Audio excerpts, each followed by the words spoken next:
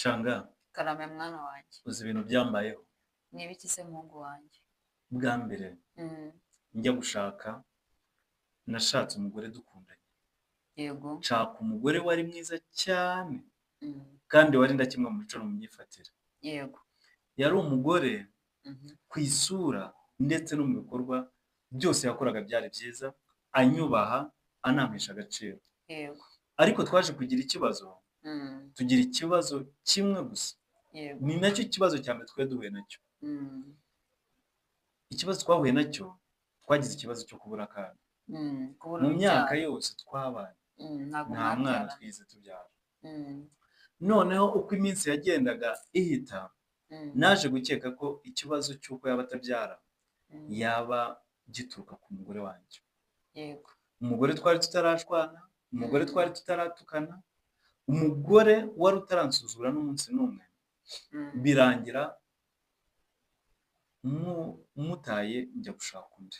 Yego. Ku munsi wa nyuma ngira ngo mwirukane mu rugo, namwirukanye ari ku manywa, ariko mbona ashatse kubyanga, anshingana ijosi. Mbona mbese yabaye nk'untera imbabazi, bituma mubabarira. Nkumva imbabazi ziraje, nkumva impuhwe ziraje, ariko akandi kanya nkumva ziragiye. Bwaje kwira, ndavuga nti reka mbikore bikiri mu maguru mashya, mwirukane atazakomeza kuntera imbabazi, bigatuma n'ibyo nagambiriye ntabigeraho. Iryo joro naje kumwirukana nabi. Yego. Mwirukana nabi ariko mfatanyije n'umukobwa nendaga gushaka bwa kabiri. Yego. Uwo mugore wanjye wa mbere ntabwo twari twarigeze dusezerana. Uko nguko tutari twarigeze dusezerana rero, byanyoroheye no kumwirukana. Numva neza ko ngomba gushaka undi mugore uko yaba asa kose, ntitaye ku isura, ntitaye ku buranga ubwo aribwo bwose, nta kintu na kimwe nitayeho. Numva ko ari ngombwa ko tugomba gutandukana. Iryo joro uwo mugore nagombaga gushaka yamfashije no gusohora ibikapu by'uwo mugore wanjye wa mbere ngo agenda mvire mu rugo. Twatandukanye, agenda arira ijoro ryose, ntitaye ko ahantu yagombaga kwerekeza, yagombaga gusohoka mu rugo. Amaze kugenda, ntitaye ngo arararaho cyangwa ngo araza kugira ahantu byibura abona uburyo ashobora kugera iwabo, yamviriye mu rugo. Mama we yarampamagaye, ijambo yambwiye ijambo rimwe. Arambwira ati Imana iguhe umugisha. Ntabwo nigeze ntekereza kuri iryo jambo, kuko numvaga icyo nagombaga gukora nagikoze. Numvaga inzozi zanjye ari cyo gihe cyo kugira ngo nzikabye, kingiranwe n'uwo numva uzambera byose, akampa ibyo nari narabuze.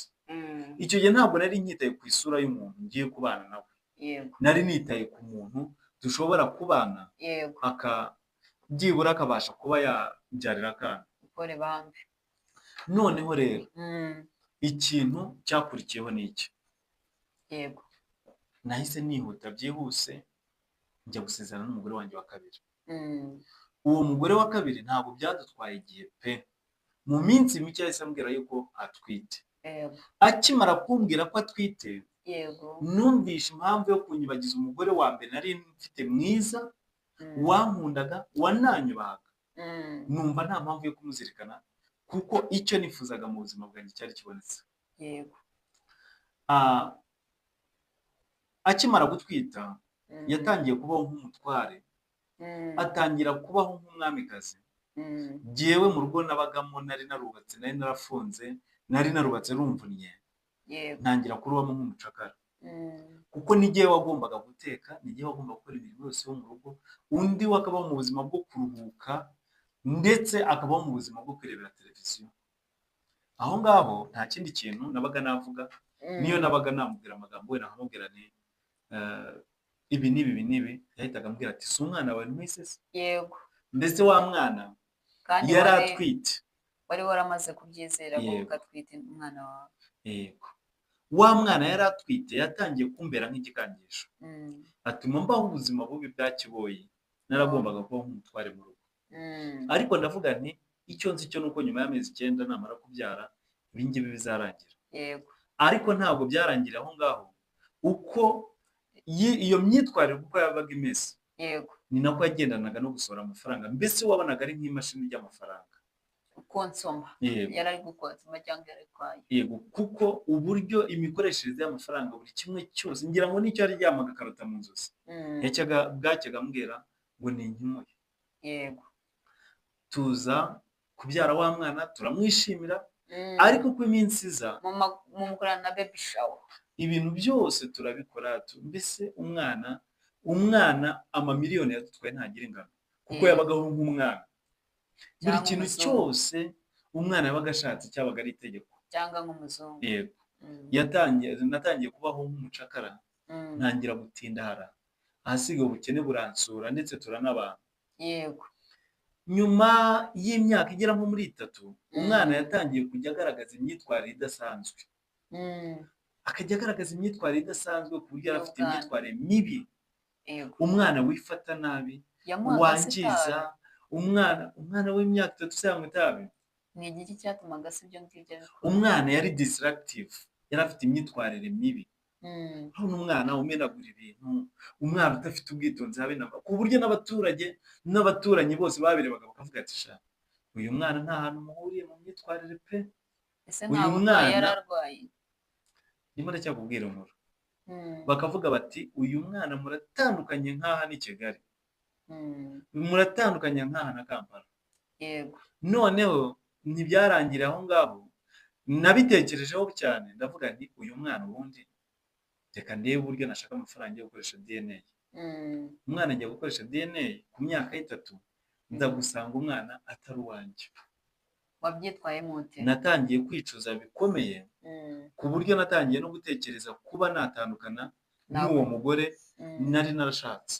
Yego. Ariko byari bimeze nko kurota inzozi zitazasohora, kuko uwo mugore twari twarasezeranye, byari bigoye yuko twatandukana. Uwo mwana ntiyari uwanjye. Iyo nkuru yandeye mu mutima. Yego. Cyane ko mu bintu byose nafataga umwanzuro, nari nafashe umwanzuro ujya kuzana umugore, nta muntu nari naragisha inama. N'ingaruka zambayeho nabuze n'uwo nagisha inama, byibura ngo anyunganire mu bitekerezo. Yego. Uwo mugore tubana nk'igihanda.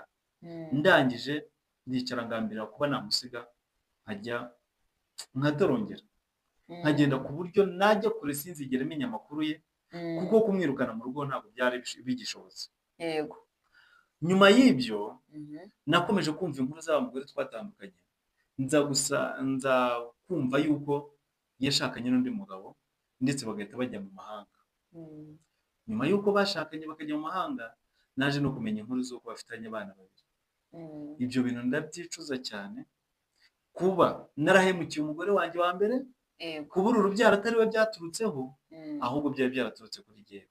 Kandi nubwo ibyo byose byabagaho, ntiyari yarigeze ansuzugura cyangwa ngo ansuzuguze mu bandi, cyane ko ari nanjye ikibazo cyari kiriho. Rwose ubu ngubu ndicuza bikomeye cyane, ndavuga mu mutima wanjye nti iyo nza kumenya ibi bintu simba narabikoze. Rwose kugeza ubu ngubu umutima wanjye uraremerewe, nabuze n'ikintu nakora kugira ngo umutima wanjye wongere ucuruke, byibura ngire umutima utuje, mbashe kongera gushyira ibitekerezo ku murongo. Nkaba mbikubwiye kugira ngo umfashe rwose, ungire inama, umfashe. Mwana wanjye rero, kubaka ni kure kandi urugo ni ishuri. Nta mahitamo yandi ufite, kuko uwo wizeye yahindutse, wabaye ikiraro kugira ngo abone aho abyarira.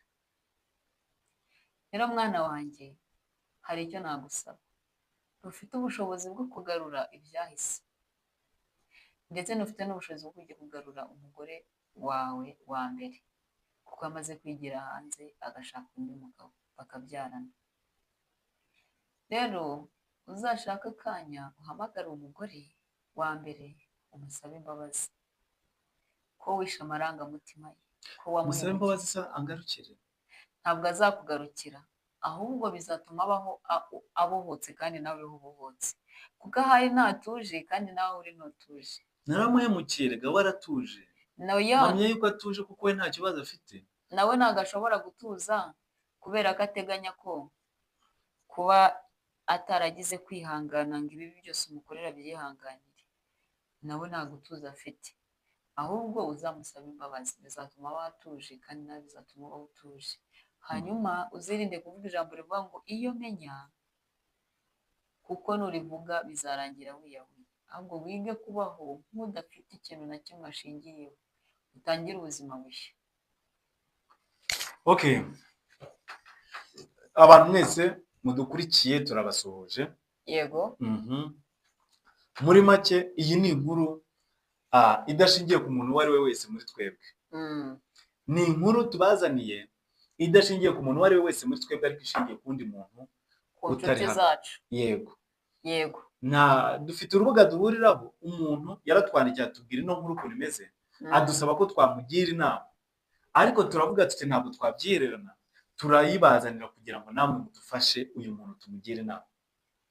Bishyire muri komenti ibitekerezo ugize. Ese ni iyihe nama we wamugira ari nkawe bibayeho?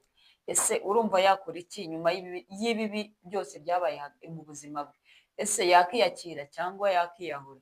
Ese waba ufite inkuru iruta iyi ngiyi? Tubwire tukugire inama. Ubaye buriya ubaye nk'uyu mugabo, ibi bintu byabayeho, nkawe udukurikiye, mu by'ukuri wabigenza ute? Nk'iyi nkuru ikubayeho wabigenze gute? Ese mu mibereho yawe wowe ntiwasanga ubayeho nk'uyu nguyu? Yego. Uko byenda kose uyu muntu yaduhaye iki gitekerezo ari umuntu umwe, ariko ntabwo ari umuntu umwe, kuko buriya muri runo Rwanda rwacu ndetse no muri iyi si yacu abantu benshi barababaye, cyane cyane abantu babayeho mu rushako, abenshi barababaye. Ndabeshya? Abantu benshi babayeho mu mihangayiko, mpamya yuko ntabwo ari uyu nguyu wenyine.